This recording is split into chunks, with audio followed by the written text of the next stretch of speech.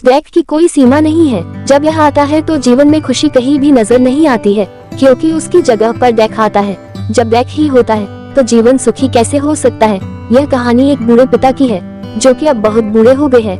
अब वह अकेले ही रहते हैं, क्योंकि उनका बेटा उनके साथ में नहीं रहता है। जब उसकी शादी हुई है तब से वह अलग हो गया है। क्षमादान की नई कहानी। बूढ़ा पिता कुछ नहीं कहता है, क्योंकि वह बहुत दुखी है।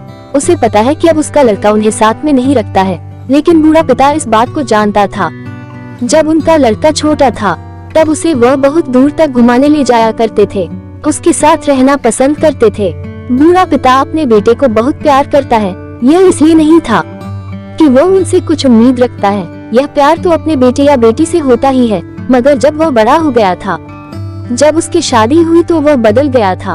अब बूढ़ा पिता इसलिए भी नहीं कुछ कहता है, क्योंकि अब उसकी शादी हो गई है। वह नहीं चाहता है कि उनकी वजह से कोई समस्या आए। वह बूढ़ा पिता कुछ नहीं कहता है, मगर शायद उनका बेटा भी कुछ सोच नहीं सकता है। वह बूढ़ा पिता चुप है तो उनकी खामोशी को कोई समझता नहीं है। इसलिए बूढ़ा पिता अपने गांव वापस आता है। अब वह भी समझ गया है उस शहर में उनके लिए कोई जगह नहीं है, इसलिए सभी खुशी के लिए अकेला ही रह सकता है। शायद इससे उनका बेटा खुश हो सकता है। भले ही वह बूढ़ा पिता दुखी है, मगर आज भी वह अपने बेटे के लिए खुशी ही देखता है। आशा करती हूँ ये कहानी अच्छा लगता होगा। धन्यवाद।